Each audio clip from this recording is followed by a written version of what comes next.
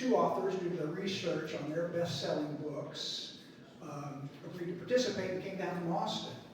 Mike Cox, who among other books wrote the early definitive book on the Texas Rangers, wearing the Cinco Peso, and S.C. Gwynn, renowned author who profiled the Comanche in Empire's Summer Moon. And since early Colt weapons played a critical role in the outcome of the Battle of Walker's Creek, we invited tonight's speaker, Frank Graves, to join us. Probably the purest subject matter expert at that 2014 event, Frank is an expert on American percussion firearms. And additionally, he's a member of the invitation-only American Society of Arms Collectors. And as we well learned, he was a 50-plus year student of the earliest Colt revolvers. Frank will discuss the progression of firearms in early Bernie history and share his research on Bernie's own gunsmith, Emil A.F. Tuckerwine. And lucky for us, we didn't have to go to Austin to secure him. And happy for Frank, since he's a Kendall County resident, he didn't have to find any traffic to get here this evening. At least we hope so. Ladies and gentlemen, Frank Graves. I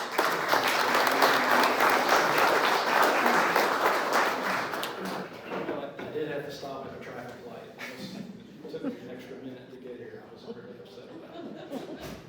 Thanks for coming. This is a big crowd. I probably ruined a lot of dinners for y'all, but I appreciate you coming. And I'll try to keep it short and interesting. Firearms in early Bernie history. Usually when I do a talk like this, I like to get in some kind of a sequential order of the three types of guns that I'm going to discuss tonight. But since the most important to me and the most unique and rare Bernie associated gun was built here, it's a cartridge gun. It's kind of out of the order I would normally go. I wanted to start with the firearms of Emil Albrecht Ferdinand Tuckerwine. Y'all are familiar with the Tuckerwine name, I'm sure, because his son, Ad Tuckerwine, was a very famous shooter that was under contract with Winchester for years, an expert trick shooter, him and his wife, Plinky.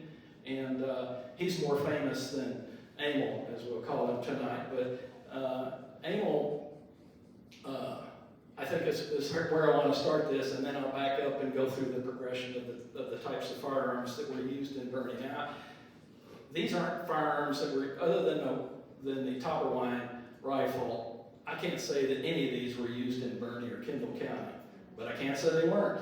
But guns like them were done that way. So I'm going to start with Tuckerwine, and then we'll go to the three different types of firearms. We'll get into that in my third or fourth hour. You'll be out of here in 30 minutes. All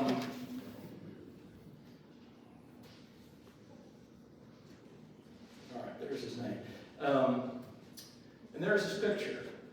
This is courtesy of Regina Roy Adam, I'm sorry. And it's the only photograph that I know of Tuckerwine. That's his wife, Joanna. And it's a cabinet card. It was probably vintage 1870s, probably. He died at 41. He looks like people look older back then. Some of us still do, but I suspect he was probably in his late 30s when that picture was made.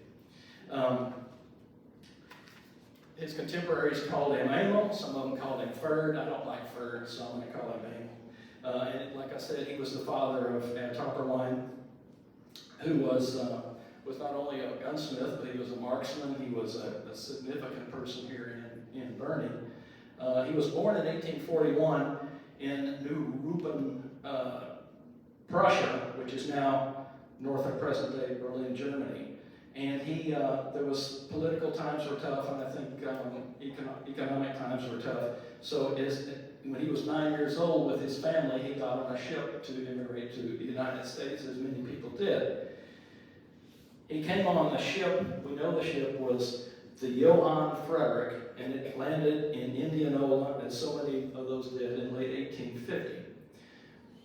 What I found was interesting was that my wife, Fran, her family came from Germany from that area. They came on the Johann Frederick, and they came on the same boat as the Topper Wines, which seemed kind of prophetic, as we are. And then from Indianola, they made their way to Fredericksburg. Mr. Topper, Emil's father's brother-in-law had a farm in Fredericksburg, and he lived there for a while, and for a couple of years, and then they moved to Great Creek, which is now called Grapetown, which y'all know is between here and Fredericksburg. Because of drought, crop, and weather problems in the whole area, I mean, as we know, this area was painted as a utopia of farming and all that. And once they got over here, they found out there was scrub brush and rattlesnakes and a lot of water. So the family split up, and they went to Leon Springs, they went to Bernie, and San Antonio.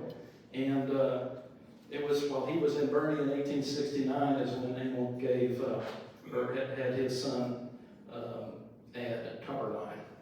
His wife and he were married in 1868, and Joanna was a Bergman, which is another significant name here in Bernie. He needed to advance that. He was in the Confederacy. He was a soldier in the 6th Field Battery in 1862 when he was 21. He was a bailiff in 1866. He was a gunsmith from about 1870 on, and in 1877 he was confirmed as Justice of the Peace, Precinct Number 1 of Kendall County. Shortly after that, he resigned due to sickness. One thing that I found was very interesting is that apparently he had health problems his whole life.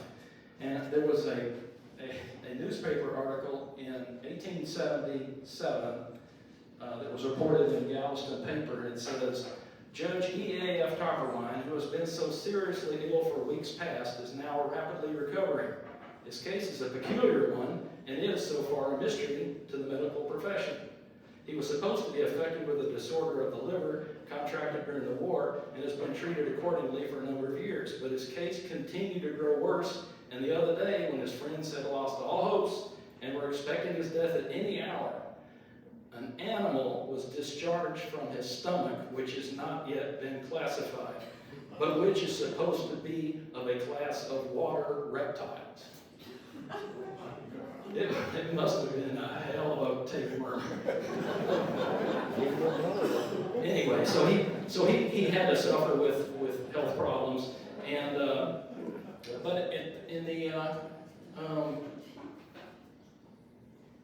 1881 city directory in San Antonio, he was a gun maker there and had a gun shop there. I suspect business was probably better than here. There's been Texas gun makers, but so many of these people in German communities like this one that immigrated, they aren't going to put grandpa's shotgun or rifle in their stuff. They don't. I mean, they're bringing clothes off their back if they're lucky. So a lot of guns that were used back then were American-made guns. I mean, that was the only ones that were available. But during his tenure as a gunsmith, and there's not a lot known about it, but he had to have done repairs as well as creating this rifle.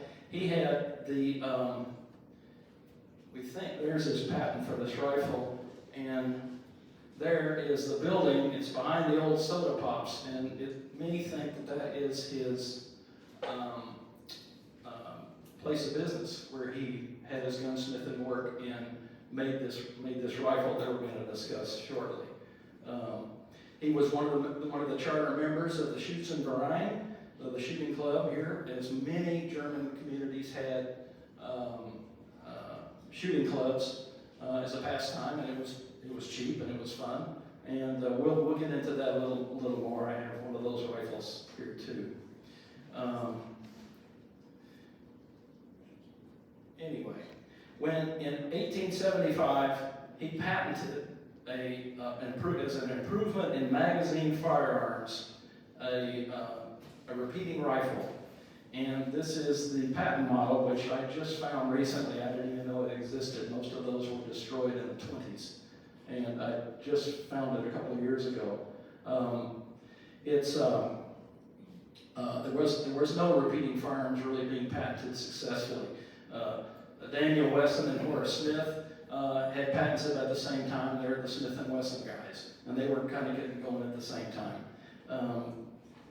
It ended up being integral with Winchester rifles that we know today. Another picture. And there's the rifle. You can see the comparison of the rifle that's here with the patent model. They're very similar. That crank on the side, instead of y'all that understand how a lever action gun works, you would crank the lever back and forth and it cycles. It sends out a spent shell, it pulls another one in from the magazine, elevates it up, and then when you close the lever, the bolt closes and pushes the new cartridge into the barrel, and then you can fire it by pulling the trigger. This one, it's similar to that, except, the gun is an improvement, was probably not one, because you would pull that little knob out on the side and pull that thing backwards, and it's so awkward to use, but it would do essentially what any repeating rifle would do. But I don't think he made it to go into production. I think he made it to sell as a patent, and he was successful. He sold it to John Marlin, who up until that time was a maker of small little revolving pistols. And in about I think he bought the patent in the late 1870s, and John Marlin used it in two other patents that he bought to create the model 1881 Marlin rifle, which was to be a competitor with the Winchester lever action rifle. And I've read the patent, it's very confusing, but apparently part of the patent that Marlin thought that he needed was what Topperline had patented, was a way for the bullet to be lifted out of the magazine and into the barrel, but I'm not certain about that. But apparently it was important to him, to Marlin, to use for the production of his rifle.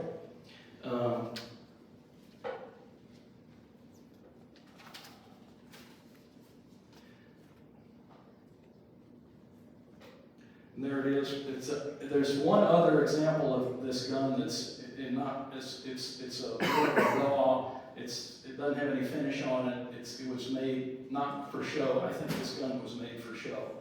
I think that, the shooting variety was going on. Topperline was involved with it. He just made this gun. He wants to show it off. He's probably fired it a few times. It's very nice condition, but it's been fired. But the engraving on it is very significant. I don't know of another rifle in my years of collecting that is marked with Verney on it, which to me is magical and wonderful, especially when we can tie him to the town and to the county and, to heck to where he had his shop and everything.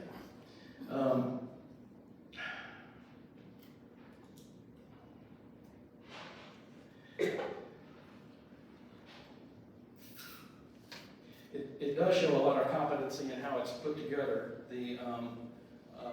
If you look, it's not a milled single piece of steel. You can barely see it, but right there at the top there's a brazing line.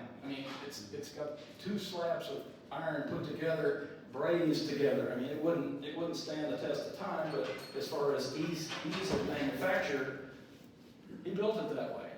Again, I don't think he intended to produce this gun. It would have been too complicated. It's extremely complicated. I thought about taking it apart just to see how it worked. And I've taken a lot of guns apart in my years, but I didn't touch this one. It's too intricate, and it appears to me that, unlike Winchester rifles that you can reload while you still have bullets in it, this gun you can't reload until you're empty.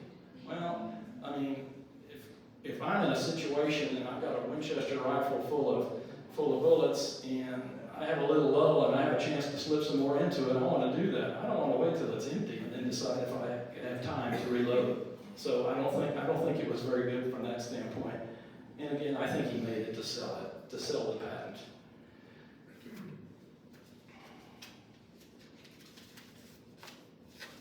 What did he sell it for? I do not know. I don't know.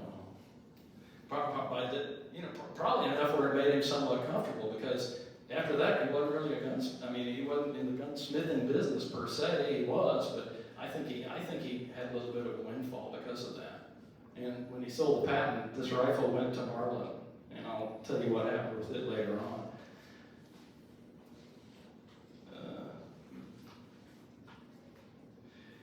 There's what the Marlin Model 1881 rifle looks like that John Marlin used this patent to build. There's a Winchester over here that you can see the similarity to it, and it was pretty successful. I mean, the Marlin Rifle Company is still around. It's been bought out and gone broke a couple of times, but they're still making rifles. They're just not it's the John A. Marlin Rifle Company anymore. We're fortunate because at our Coolman King House, just up the road, we have a Model 1881 Marlin that was gifted by an old Bernie occupant, and you can look at it later, but the stock has this wonderful folksy hunting scene carved on both sides of the stock. But this is a Model 1881 Marlin. So we, just by sheer accident, have the successor to the gun that Topperwine made that did so well for him and for Marlin as well. We don't know how he sold the patent to Marlin. All we know is that he did. Ed Topperwine bought it back from the Marlin Company around 1925, and he died in 1862. Ed did. A friend of mine in Mountain Home, Texas, in 1965 purchased both rifles. Nobody knew this patent model existed, by the way. And then in 2016, I bought it from a guy that was outside of Fredericksburg. And since the gun came back from Marlin in Connecticut, it hasn't gone 100 miles because it was in Mountain Home, it was outside of Fredericksburg, and it was here. And now it's part of the Old Jail Museum, and it was facilitated by Brian and Katie Moon, along with the patent model, which I was very fortunate to find. It was in an auction, and I was the only bidder. I couldn't believe it. But it's a key part of this whole thing.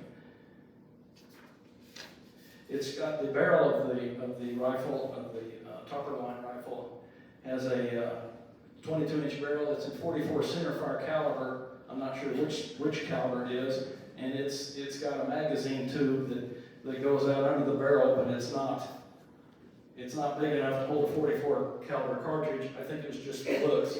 There's a magazine tube inside this forearm that holds about 3 bullets. So it would repeat, it would work, but again, it wasn't built for practicality, it was built for show. But it did work. You ought to shoot it sometime, right? See, sorry.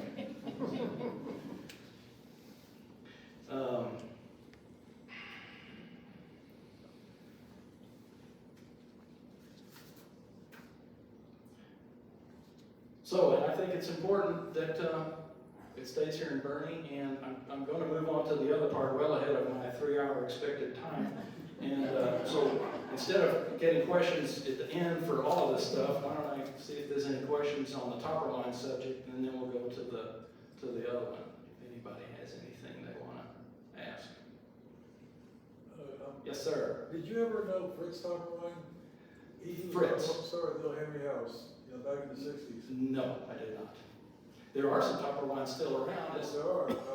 He and his wife lived somewhere off of 46 east of Bernie, or west of Bernie, rather. Really? They did, and they used to come over to my shop. Oh, really? Because she was a sculptor, and he ran the Little Henry House in Lone Star, and for years. Huh. No, I know, I've heard the name, but we've only been here for 16, 17 years, and I mean, I was aware of all this stuff. I was in San Antonio. His son, last I heard, still lives here, but I haven't talked to him since those days. I know that several Topperwines still around. But anyway, all right. Anybody else? Sir. Would you work the action on that Topperwine rifle? Can you work it? See how it works? Can I? Okay.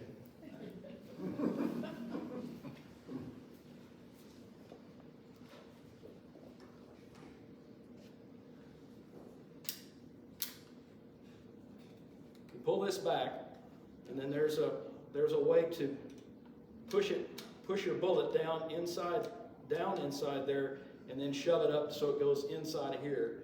And then, like I said, you can't, if there's bullets in there, you can't do it because they want to come back out. So you have to load them all in, and then you have to be careful. And then once you start to close this, that elevator lifts it up and lifts the cartridge up in line with the barrel, so that when you close the bolt, it seats the cartridge in there, and it's automatically cock the hammer. And then you pull the trigger, and boom, it goes off. It's just like, very similar to what its competitor came up with, was, you know, how they normally work. Yeah.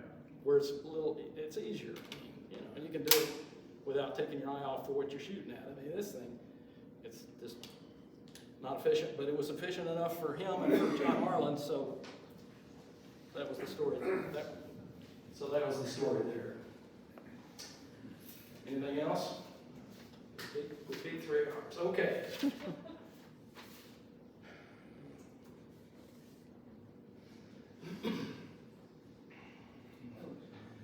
As Bernie was being settled in the 1840s, that's about the time we see a start of a rapid progression in the development of firearms as we know them today.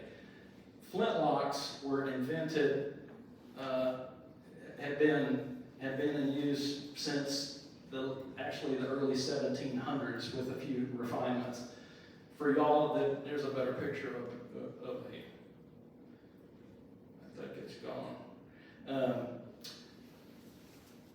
Flintlocks work on the principle of flint and steel.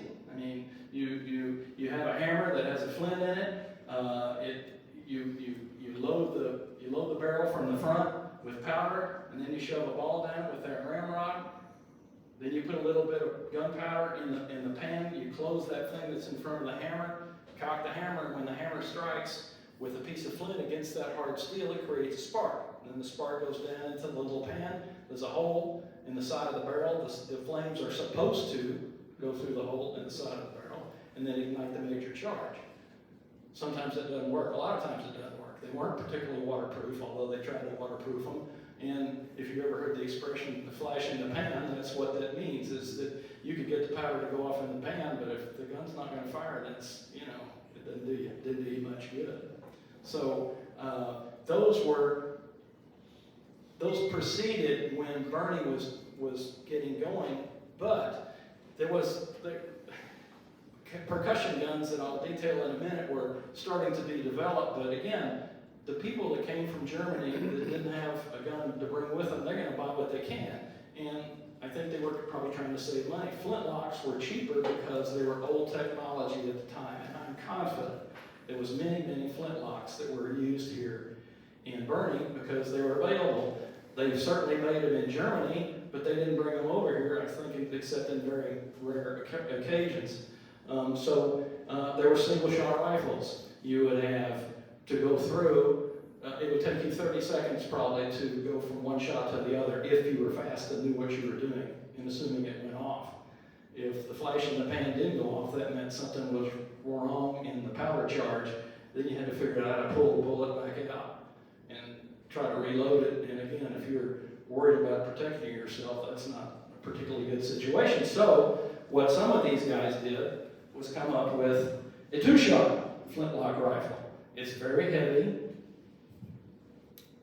This particular one, they made them side by side. They made them over and under like this one is, and this one you could shoot it, and then you could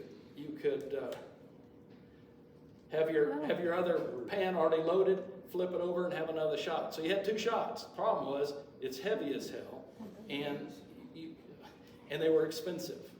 And they didn't make a whole lot of them. These are awfully rare. And I was lucky that I could get this one a while back because I've always wanted one that was this nice.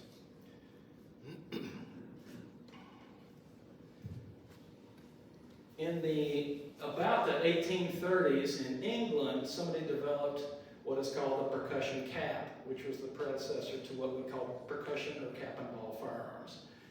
It's kind of like a flintlock. It's usually a single shot gun. You still have to load the barrel from the front, from the muzzle. You still have to put powder in it. You still have to shove a ball down it. But instead of putting a little bit of powder in there, there's a little there's a little, I wish I had a pointer. There was a little nipple right there that had a percussion cap, which is nothing more than a primer, like in a standard cartridge. So people are starting to think, well, wait a second, I've got an ignition source here that is not only more waterproof, it's more reliable, and it's easier to use. And so the cap and ball gun started being produced around in America in the 1830s. And in the revolver, the first person to do that successfully was Samuel Colt of Hartford, Connecticut. He, this is a later gun, and I'll talk about it in a minute, but the Pattersons were tricky looking. They're kind of sexy looking, if you ask me. This is not a real one. A real one's like this good would be about $300,000, and I'm not in that market anymore. But it has it's a revolver.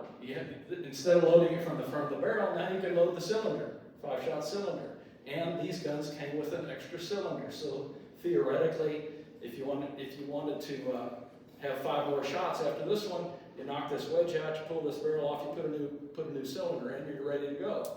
This one has a trigger that pops out. It's very streamlined, kind of impractical if you ask me, but this is the gun that Colt produced in 1836. He went broke in 1838. Some of these guns were purchased by the Texas Navy in the early 1840s and weren't ever used and were surplus. When Jack Hayes, Richard Gillespie, and Sam Walker were gearing up for their protection when they went around Texas, they requisitioned and asked for the Pattersons to be given to them, which they did. Well, the Indians, who were the primarily people that they were fighting, had single-shot rifles, they had bows and arrows, they had lances, and in the first battle that these were used, they used them in a battle by Enchanted Rock, but it's not well known and as significant as the Battle of Walker's Creek. But at the Battle of Walker's Creek, the 16 Rangers, who were, what they called them, before that they were? Let's see, mounted gunmen. Mounted gunmen. The name Texas Ranger was not yet coined for these guys. They faced many times over a group of Comanches and were successful in defeating them because they could shoot the Indians. Say, well, they got a shot for every finger on their hands. You know, they weren't used to one shot. They figured once somebody shoots once, they could rush them because they knew they couldn't reload. Not with these. And it was a successful battle. Well, what was significant about that was that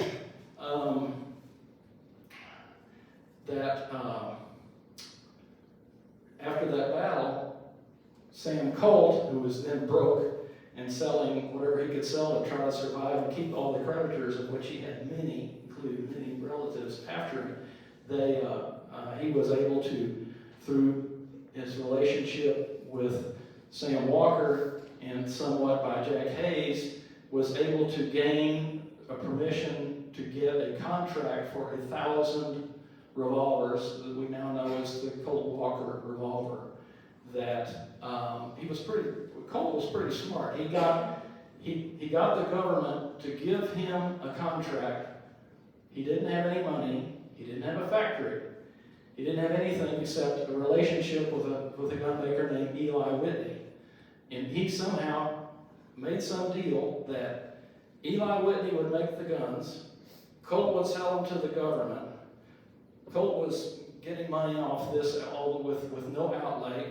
And then once the contract was done for 1,000 of these to the government, Whitney would give him all the machinery. I mean, the guy was slick. And let me digress for a minute. I studied Sam Colt for 60 years. This guy wrote this book, and you got to get it. It's called Revolver, Sam Colt and the Six-Shooter That Changed America. It's not a gun book. The guy that wrote it is not a gun guy. He's a very skilled biographer. And the stories about Sam Colt and how he came to the prominence that he did. When he died in 1862, he was one of the richest men in America. And he pioneered a lot of the Industrial Revolution ideas that are still used today. He came up with those himself at his factory. I didn't know all the stuff that was in here. He had a brother that all of his family members were riding his coattails. He had a brother who murdered his partner with an axe, and then hid the body on a boat in a box, and was caught and was going to be executed for it, but he killed himself before the execution could be carried out. Edgar Allan Poe wrote a story called The Oblong Box. The Oblong Box is based on Colt's brother's murder of this guy with an axe and his attempt to conceal the body. I mean, there are so many interesting stories in here. It's not any boring gun stuff at all. It talks about a very smart, shrewd, some would say vicious businessman who started with nothing and through his brains was able to make himself as prominent as he was. And look at revolvers today. I mean, they shoot a cartridge. They revolve. The semi-automatics, of course, don't. But, I mean, that's technology that Colt created that we are aware of today, and it was because of that man. Anyway, that particular gun there is one that followed the Colt Dragoon. I mean, the Colt Walker and Dragoons we know were sold in Fredericksburg. There was a gun shop that sold them there, at least one, and in San Antonio I'm sure they did too. And this particular gun, it weighs 4 pounds, 2 ounces. It's a huge thing. It's 44 caliber, it's 6 shots. Very reliable, very popular, and I'm confident that a lot of those were used here in Bernie. Wish I had one that was. Years ago I had a Colt 1851 Navy, which is a smaller version of this, and on the bottom of the butt was stamped H. Dobler, Doebbler. And I didn't know what that meant. This was about 1975 or 80. I didn't know anything. We didn't have the internet in those days, and I thought, well, that's kind of an interesting old name. And then I found out later, of course, the Doblers were a very prominent family in Fredericksburg in here. And I figured out who the guy was and where his ranch is known, and I thought, man, I wish I'd kept that gun because it had real significance to Kendall County or Gillespie County and the area. But that particular gunsmith, now they're known as the Fredericksburg Colts. This particular gunsmith sold it to people, and then when you bought the gun, he'd stamp your name on the bottom of it. So, anyway. One of the things that we talked about before was that Amel helped to establish the Schützenverein in 1864 here.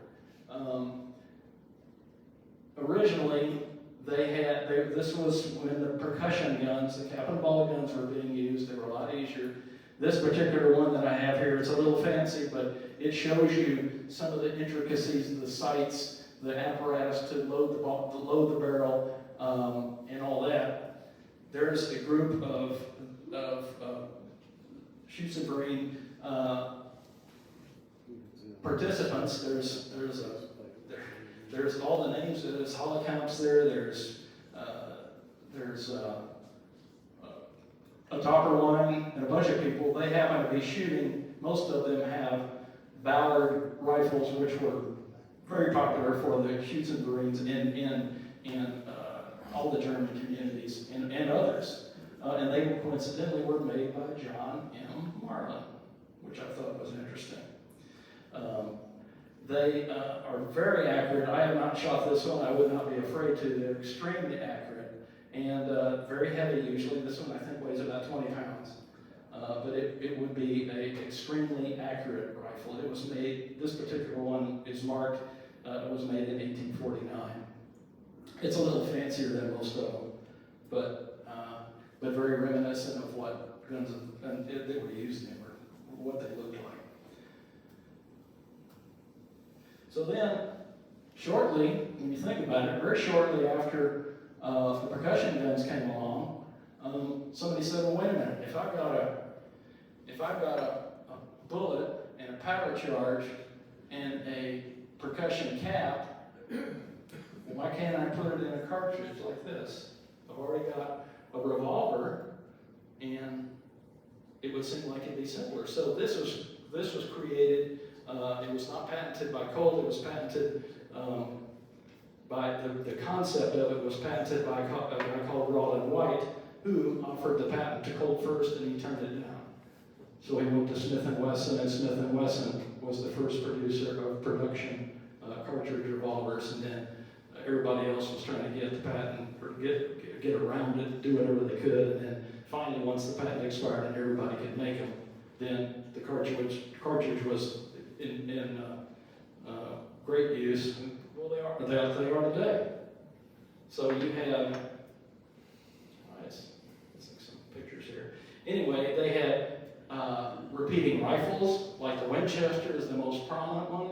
They had people like Sharps. There's a Sharps rifle up here. They were famous for buffalo hunts. Although they were made in percussion, they were also made in cartridge.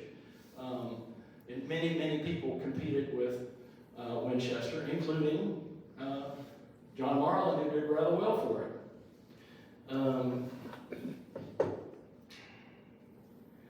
And again, right here in our Coolman King house, we have an 1881 Marlin, so that's where it usually lives. And through Julie, I was loaned this to bring here, so y'all can look at it. But go to the Coolman King house and look at the artifacts they have. There are other things there, and this rifle is there, and it's like I said, it's got this very interesting, folksy carved stock that I don't like that usually, but I like it on this gun because it's particularly well done.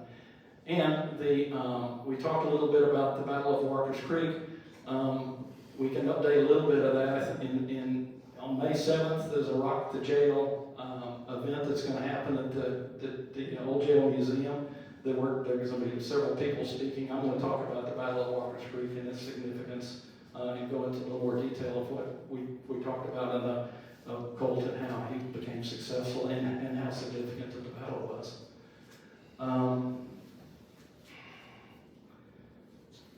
That's about all I have. I do want to do one other thing, though, before I take any questions. There was a book, there was a major gun collection put together starting in the 30s and 40s by a guy named William A. Locke. He lived in Ohio, and they published a book as they were selling the collection. They published a book about it. This is the 50-year-old book, and it's brand new. It's been out of print, and it's got all these wonderful rare guns in here, some of which I've talked about, some that the only one known is pictured in that book. And I'm going to give it to somebody, and I want to say who's been paying attention. So other than Bright Moon, who's already won one, and he cannot answer, and you sit on your hands because you're not to speak.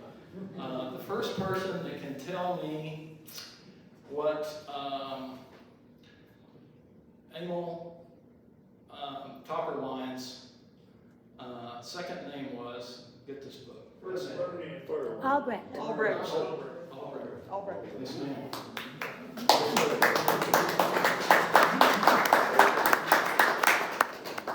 With that, do I have any questions about this? It's a broad subject, but its importance, I think, in Bernie history is important. I would like to thank the library, of course, and Robin for setting this up and helping get the word out. Brian Moon, of course, for doing that, and Julie Gossel with the Coolman King house. So those folks I appreciate. I couldn't have done it without them. So, any questions? What caliber is the sheets? It's about 42. Okay. It's a percussion, 42. It had this thing you saw me take out of the barrel a while ago. Back then, they thought when you had to load this from the front, the very strict shooters thought when you put the bullet in there, it had to engage the rifling and go in perfectly in line with the center line of the bore, because if the bullet was put in sideways or didn't see or didn't point exactly out, because they were all pointed bullets, that it would start to wobble. So they had a thing called a starter that they would. This has a false muzzle because they said, well, the lands of the rifling get worn from cleaning, so you got to have a false muzzle to start the bullet. Then you put this thing on there. It pushes the bullet down perfectly. It matches the bore, and it pushes the bullet down so that the point of the bullet is exactly on the axis of the barrel. I mean, it's overkill, it's way overkill, but almost all of them have it. Whenever you see a gun that has a turned down muzzle like that, that usually means that it came, one time came with a bullet starter, but nobody ever kept them around because you didn't need them. It was not that important. So that's what that goofy looking thing is that goes on that rifle. Nothing else?